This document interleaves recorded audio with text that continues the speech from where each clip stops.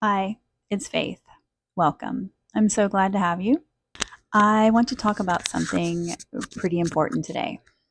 If you ever felt like you were walking on eggshells in your life, second guessing like every choice, silence in your voice just to keep the peace, or even wondering like where you disappeared to, I want you to take a slow, deep breath with me now.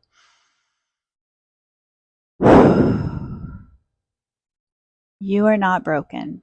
You have survived an environment that simply taught you to hand over your keys. I'm Faith. This is my journey. I'm reclaiming my sovereignty, taking back my power, and finding my voice. You know, when we find ourselves in abusive relationship and chronic toxic environments, your loss of power doesn't happen all at once. It happens in micro moments. You know, it starts with compromising small boundaries because the costs of holding them are very high. It turns into dampening your light. So someone else's insecurity does not flare up. Over time, your nervous system learns a quiet, devastating survival rule. My safety depends on abandoning myself. So let's be completely honest about what this looks like. It shows up as chronic guilt when saying no.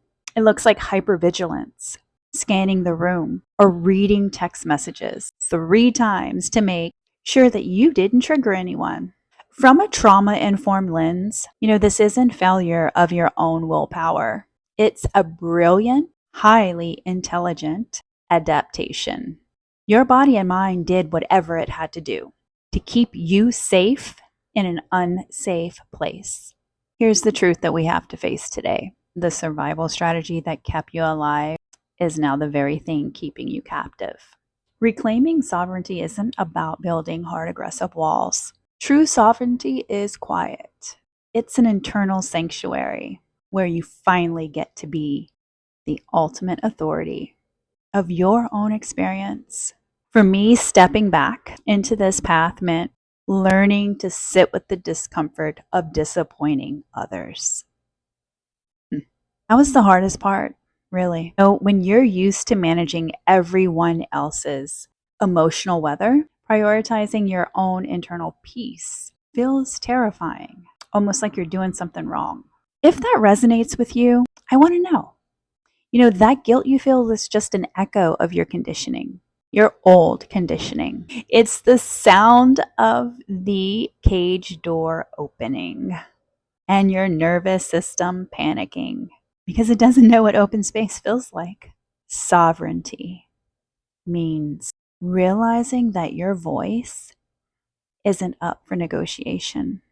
Your boundaries are not an invitation for debate.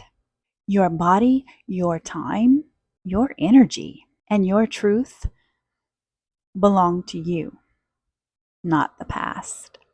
Not to the critics, and certainly not to the environments that tried to shrink you.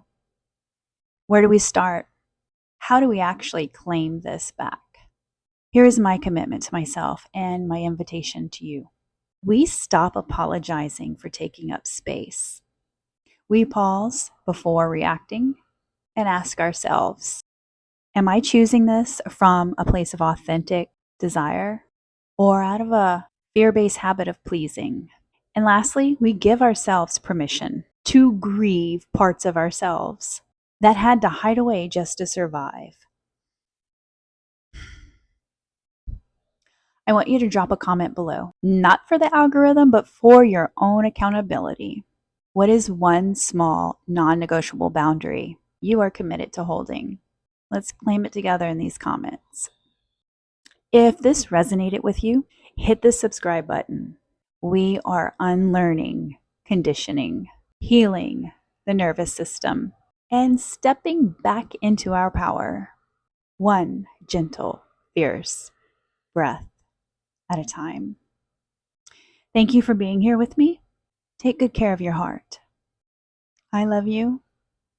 You are worthy and deserving of love and peace and good people in your life. This is Faith. Take care.